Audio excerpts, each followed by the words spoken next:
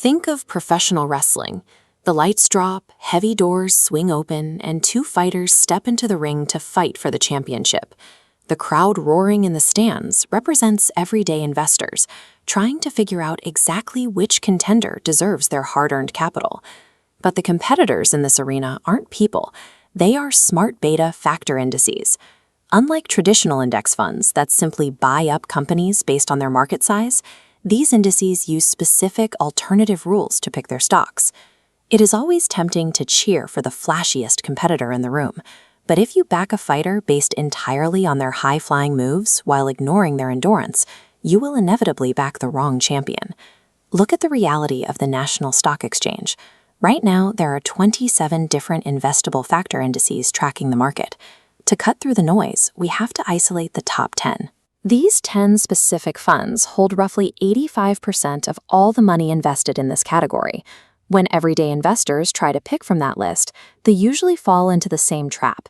They open their brokerage app, sort the choices by average 5-year rolling returns, and blindly buy whatever sits at the top. If you select a fund relying purely on that past performance data, you will almost always end up holding a momentum or an alpha factor index.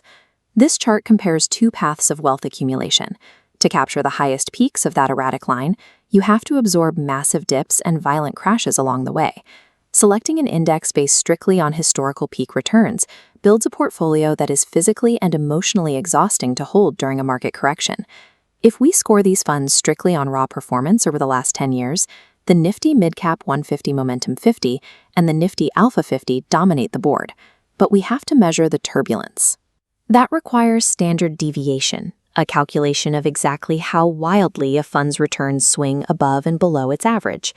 Take the Nifty 500 Momentum 50.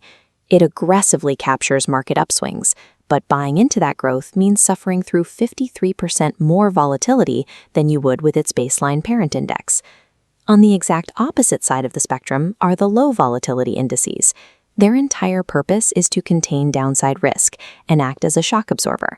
The Nifty 100 Low Volatility 30 successfully limits crash damage, but its returns barely outpace its parent index, severely restricting your ability to compound wealth long-term. A pure momentum strategy demands intense emotional discipline to survive crashes, while a pure low volatility strategy sacrifices critical growth for a false sense of absolute safety. There is a metric that balances both sides. Risk-adjusted performance divides the average returns by the standard deviation. It tells you exactly how much return you actually earn for every single unit of risk you take.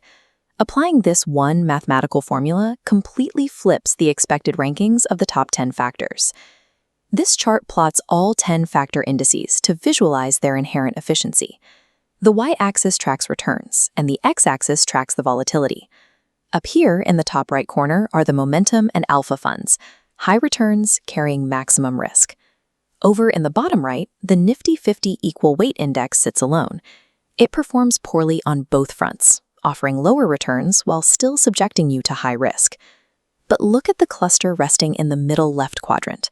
These are the value and quality indices. The Nifty 200 Quality 30 specifically excels here. It generates lower absolute returns than its parent index, but its superior, stable volatility profile more than compensates for that difference. The true measure of a factor index is not how high it climbs, but how smoothly and efficiently it manages the ascent. When you calculate the comprehensive risk-adjusted data across all the contenders, the overall winner is the Nifty 50 Value 20. This scoreboard shows the final standings. The Nifty 200 Quality 30 takes second place, and the Nifty Top 10 Equal Weight comes in third. The flashiest, most aggressive fighters lost the tournament to quiet, steady fundamentals. But choosing the winning Value 20 index comes with a clear trade-off. During a raging bull market, your portfolio will heavily underperform peers who are chasing momentum. Sophisticated, long-term investing relies entirely on that fundamental stability, rather than chasing temporary market hype. A mathematical winner on a spreadsheet means nothing if it doesn't align with your personal financial roadmap. This decision tree shows the first critical choice: maximum growth or balanced compounding. For maximum growth, if you can stomach a 50% volatility spike, follow momentum and alpha. To preserve capital while growing steadily, map your route to Value 20 and Quality 30. You also have an advanced option. You can utilize a multi-factor approach, mixing momentum funds to capture the upside while holding quality funds as your stable core. This smooths out your overall volatility curve, but it comes at the cost of active portfolio rebalancing and demands a higher degree of financial literacy to manage effectively. A factor strategy is only successful if its mathematical risk profile perfectly matches your psychological ability to hold it.